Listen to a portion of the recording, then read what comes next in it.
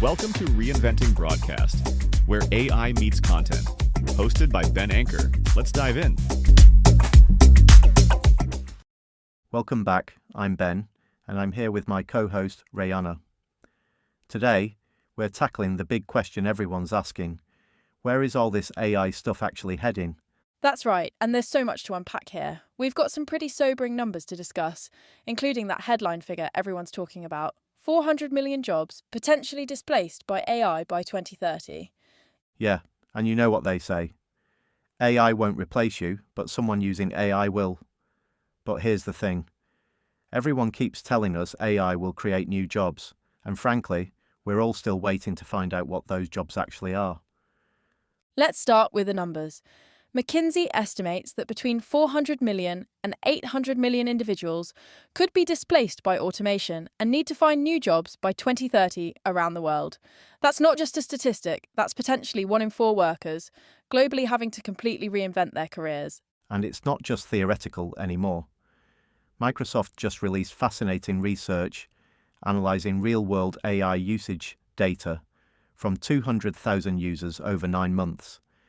Translators, historians, and writers are among the roles with the highest AI applicability score, meaning the job's tasks are most closely aligned with AI's current abilities. Customer service representatives top the list. We're talking about 2.86 million workers in that field alone. And think white-collar work, not blue-collar. What's particularly striking is the divide. Jobs that are the safest from AI automation include heavy machinery and motorboat operators, housekeepers, roofers, massage therapists, and dishwashers. Essentially, if your job involves writing, research, or communication, you're in the danger zone. If it involves physical work and human touch, you're relatively safe, for now. But here's what I'm seeing in the broadcast industry, and this connects directly to what we discussed in episode 11 about organisational transformation. The creative, operational, and marketing people aren't being replaced. They're using these AI tools to become exponentially more productive. The question is whether the industry is restructuring fast enough to capitalise on this productivity gain.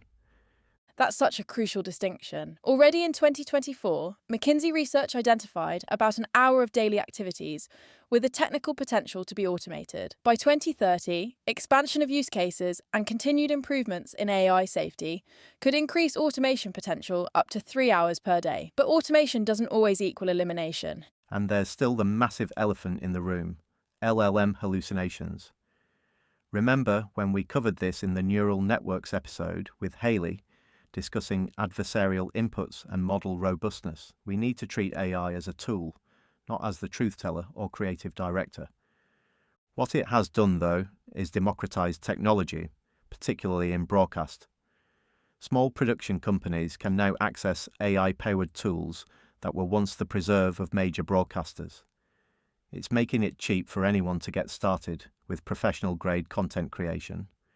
And honestly, the stage is wide open for the next broadcast innovator to rise. I love that perspective. It reminds me of when desktop publishing emerged in the 80s. Suddenly anyone could create professional-looking documents. The printing industry transformed, but it didn't disappear. It evolved. Speaking of evolution, I've had more young people asking me for career advice recently. Just last week, at a networking event, they wanted to know how to navigate this AI tsunami. And when the advent of this technology is going to be bigger than electricity, and it really is, it can't be ignored. What kind of advice are you giving them? I tell them there are things AI can't do yet: critical thinking, empathy, nuanced decision-making, and physical vocations. But for a lot of other things, you'll need AI as a tool in your arsenal. It's not optional anymore. That resonates with what we're seeing across media organisations. How does AI factor into this cost-cutting environment? It's a double-edged sword, really. On one hand, AI consulting is booming, but there's also this pause happening where departments are being cautious about AI adoption because they don't fully understand the implications. I remember a lecturer's question at the AI Summit. What am I supposed to tell these new students whose course might be obsolete in 4 years' time? It really stuck with me, but what was even more striking was that actor on the creative panel who painted this dystopian picture. He said the cloning technology will get so good that maybe only live theatre would survive, and that's if you can afford to go if you have a job left. But let's not forget the incredible potential here. We're seeing AI go through science journals, linking dependencies, and showing new pathways forward that would prove too complex or time-consuming for human researchers to cross-compare. There are claims of AI creating new plastic chemicals, and Google DeepMind chief saying AI designed new drug that's now being applied for clinical trials this year. And with the advent of quantum computing, working alongside AI, some claim things like cancer could be solved in a week. Now, I know that sounds like hyperbole, but the acceleration we're seeing is genuinely unprecedented. This brings us to the big question everyone's debating. What exactly is AGI, and when will we get there? Let's break this down for our listeners. Right, so we've got three categories to understand. Artificial Narrow Intelligence, ANI, whose competence is confined to well-defined tasks. An ANI system can generalize knowledge, transfer skills between domains, and solve novel problems without task-specific reprogramming. Think ChatGPT, brilliant at language tasks, useless at driving your car. Then there's AGI, Artificial General Intelligence. AGI is a type of artificial intelligence that would match or surpass human capabilities across virtually all cognitive tasks. This is the Holy Grail, an AI that could genuinely think and reason like a human across any domain. And finally, Artificial Superintelligence. ASI would outperform the best human abilities across every domain by a wide margin. This is where it gets both exciting and terrifying. The timeline predictions are all over the place. Sam Altman expects development of an artificial intelligence smarter than the smartest of humans by 2026. Dario Amodei, CEO of Anthropic, expects singularity by 2026. But surveyed AI experts estimate that AGI will probably emerge between 2040 and 2050 and is very likely to appear by 2075. Speaking of timelines, we can't ignore what's happening at Meta. Zuckerberg has gone absolutely all in on what he's calling superintelligence. Zuckerberg said the new AI Superintelligence Unit, MSL, will house the company's various teams working on foundation models such as the open-source Llama software. The spending is just staggering. Meta has committed $64 to $72 billion in 2025 data center investments, a $14.3 billion scale AI stake, and talent poaching from rivals. And the recruitment packages? A recent report on an eye-popping compensation package turning heads is a $200 million deal, stretching over several years, for former Apple executive Ruoming Pang. Economically, a 2025 McKinsey report estimates ASI could automate 80% of tasks by 2040, but without governance, wealth concentrates among tech giants. We could be looking at a scenario where a small number of entities control unimaginable power.